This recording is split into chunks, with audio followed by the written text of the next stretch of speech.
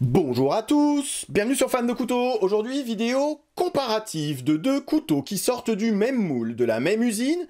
Le CVV Nox qui coûte 65 € et le WeKnife Upshot qui lui coûte presque 250 €. Qu'est-ce qui peut justifier qu'on passe de 65 à 250 € alors qu'on est sur deux couteaux finalement assez proches au niveau du design, assez similaire, même si le CVV Nox ici est un petit peu plus petit. On est sur une lame de 7,5, là on est sur une lame de 8,8 cm. Mis à part ça, vous pouvez pas nier qu'il y a forcément un petit air de famille entre ces deux couteaux. Et donc, la question que je me suis posée, que je vous pose et que je me pose et que je vais essayer, à laquelle je vais essayer de répondre dans cette vidéo, c'est qu'est-ce qui peut justifier que ce couteau-ci, au-dessus, coûte presque 200 € de plus. C'est vrai qu'aujourd'hui, on arrive à le trouver un petit peu moins cher que 250, mais à l'époque où il est sorti, il coûtait quand même bien 250. Ça commence déjà par le packaging. Je suis obligé de vous parler de la boîte dans laquelle on reçoit le couteau. Alors ça c'est vraiment pour ceux qui n'ont jamais eu de CVV entre les mains ou qui n'ont jamais commandé un CVV. On reçoit les CVV aujourd'hui dans cette petite housse qui va super bien avec la petite moumoute ici, vous avez des autocollants, vous avez ici un Elementum et le petit feutre pour essuyer son couteau. Honnêtement pour 65 €, la boîte, moi j'appelle ça le packaging, c'est franchement très correct. Alors ici sur le Upshot, on est sur un paquet, une boîte un petit peu plus haut de gamme. Vous allez me dire, heureusement, en plus celui-ci, comme vous pouvez le voir, est une édition limitée à 410 exemplaires. Alors moi j'ai choisi la version full black, donc toute noire. C'était vraiment pour contraster avec mon CVV Nox, puisque je trouvais que voilà, ça fait vraiment un sacré contraste entre les deux, celui tout argent, celui-ci tout noir, mais il existe aussi, toujours limité à 410 exemplaires, le même avec une lame satin. Donc, comme je vous dis, forcément, on est sur une boîte peut-être un petit peu plus, voilà, un peu plus recherchée, un peu plus... On a toujours les mêmes autocollants. Là, on en a un Arrakis, donc forcément, c'est du WeKnife et pas du CVV. On a toujours le petit feutre qui va bien. Et vous avez le certificat d'authenticité, tant recherché, tant apprécié, qui vous dit que vous venez d'acheter un couteau d'exception et que celui-ci est forcément limité à 410 exemplaires. Et moi, j'ai le numéro 92 sur 410. Vous voyez, le nom du designer, c'est le CEO de chez WeKnife, donc le PDG de chez WeKnife, Joe Chung. Voilà, c'est lui qui a designé le couteau. Donc édition limitée, boîte un petit peu plus spécifique. Est-ce que ça peut justifier 200 € de plus? Pas forcément, on connaît le prix des boîtes et le prix du packaging, c'est pas ça qui doit coûter bien cher. Donc on va parler du couteau forcément, il doit y avoir une différence, autrement je vois pas l'intérêt d'aller déjà payer 200 € de plus si on a exactement les mêmes couteaux. Donc le CVV Nox, on est sur un manche en acier inoxydable. Alors que sur le Upshot, on est sur un manche en titane. La visserie ici sur le Nox, pareil, hein, c'est de l'acier. Alors que la visserie qu'il y a sur le Upshot est en titane. Donc forcément, le titane est un matériau qui coûte plus cher à l'achat. C'est peut-être un peu plus chiant à travailler également. Donc ça justifie qu'on ait un prix légèrement supérieur.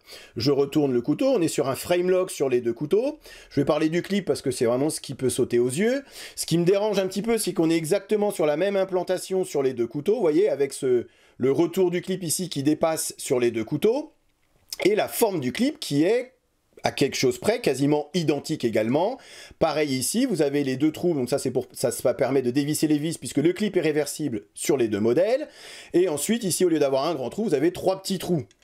Mais honnêtement, le clip ressemble énormément, mis à part le fait que, bien évidemment, ici c'est un clip en titane qui a été anodisé, façon un peu éclair, histoire de donner un petit pop de couleur, et je trouve qu'avec le manche noir et le couteau tout noir, voilà, c'est vraiment ce qui fait vraiment le petit plus par rapport à un clip en acier inoxydable finalement assez classique. Donc comme j'ai dit, frame lock, ici vous n'avez pas d'insert en acier inoxydable, alors qu'ici vous avez un petit insert, vous voyez, avec la vis ici pour que ça vienne se caler contre le talon de la lame et pas user prématurément, vous savez à quoi ça sert aujourd'hui.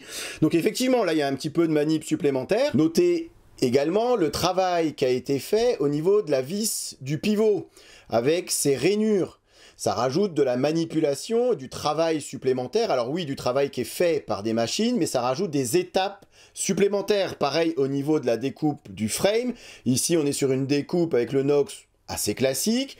Ici, ils ont rajouté encore une étape supplémentaire dans la fabrication du couteau. Et donc, chaque étape supplémentaire va rajouter un surcoût, un coût supplémentaire au niveau de la production du couteau. On est sur un roulement à billes céramique sur les deux couteaux.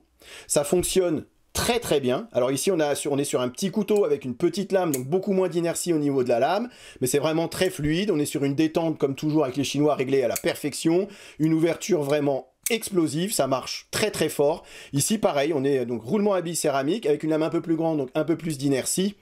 Donc forcément on a l'impression que c'est un petit peu plus fluide. Ça marche aussi très bien. La détente réglée peut-être un poil moins dur que sur le CVV, sur le Nox, mais vraiment c'est parfait sur les deux couteaux. Le centrage de la lame, c'est parfait sur les deux couteaux. Et là pareil sur les stand-off, donc les petits pins ici, on a un petit peu de, voilà, un petit pop de couleur également, donc un travail un petit peu supplémentaire, histoire de contraster par rapport aux manches noires. Effectivement, il faut quand même justifier le fait qu'il y ait 200 € d'écart. Mais vous voyez, les couteaux fermés, même si là on a une encoche sur le manche, oui, je suis toujours dans mon sauna quand je vous fais mes vidéos. Vous voyez ici, on a une petite encoche sur le manche, alors qu'ici on est sur un manche qui est vraiment qui est presque droit, donc peut-être même moins de travail sur celui-ci que sur celui-là, vous voyez, au niveau du manche.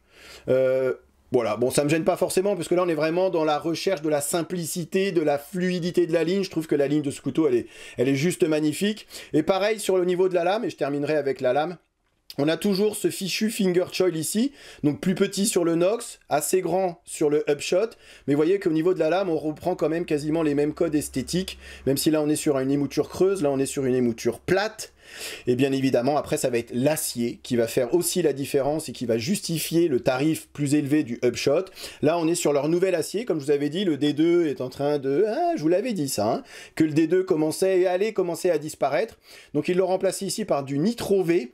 Alors, le Nitro V, c'est du AEBL, un acier que je connais pas, qu'on peut rapprocher du 13C26. En fait, allez, pour résumer, même si c'est pas tout à fait la même chose, on va rapprocher le Nitro V du 14C28N, qui est un acier que tout le monde connaît, un acier inox qui est parfait pour des couteaux entrée de gamme, pour des couteaux, voilà, couteaux de poche. C'est pas difficile à affûter, c'est inoxydable. Voilà, quasiment à fond inoxydable, facile à affûter, un tranchant qui tient correctement.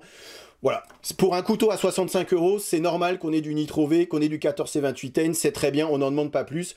Là par contre on est sur du 20CV, donc du CPM 20CV, qui est l'équivalent du M390. Donc là, on est sur un acier de l'espace, issu de la métallurgie des poudres.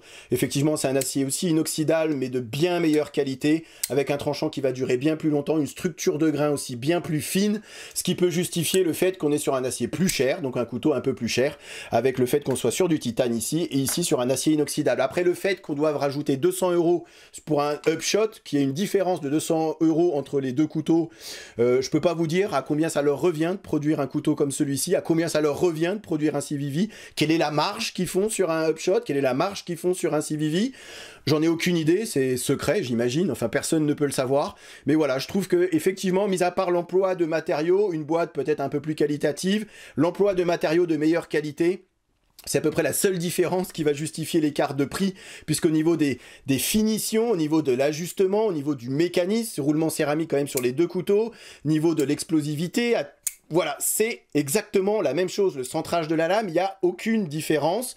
Simplement que là, on a la sensation, on a un couteau en série limitée, on a une version premium, on a une version avec l'emploi, voilà, vous avez compris, avec un petit clip titane. Donc c'est vrai que pour notre orgueil personnel, on est heureux d'avoir un beau couteau.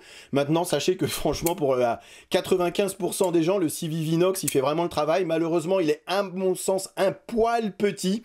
Il aurait eu la taille du WeKnife Upshot. Franchement, ça aurait été un carton plein. Bon, après, ils vont pas faire deux couteaux de la même taille avec deux sociétés identiques. Autrement, ils pourraient pas les vendre. Enfin, vous comprenez aussi. Voilà, ils sont obligés de faire un peu de différence quand même. Mais vraiment, c'est dommage qu'il soit un poil petit à mon goût, parce que franchement, le CVV Nox pour 65 €, mais encore une fois, rapport qualité-prix imbattable. Là, on est sur quelque chose d'un peu plus premium, un peu plus, voilà, vous avez compris, série limitée, matériaux haut de gamme, acier haut de gamme. Du coup, bah voilà, ça peut justifier qu'on soit sur des tarifs un petit peu plus élitistes. Voilà, je m'arrête ici. Je terminerai par vous montrer les nouveaux tranchants qu'ils font chez CVV et chez WeKnife. Ils ont d'après ce que je sais, ils ont des nouvelles machines qui leur permettent d'avoir des tranchants hyper fins. Vous voyez, il n'y a pas grand-chose qui dépasse, et des tranchants avec une finition quasiment miroir, ce qui n'était pas le cas auparavant.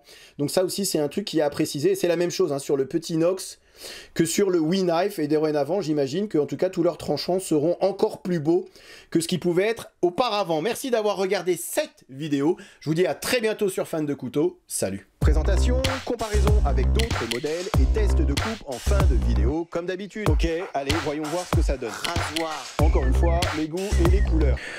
C'est simple et efficace. Je suis faible, j'achète. Il n'y en aura pas pour tout le monde.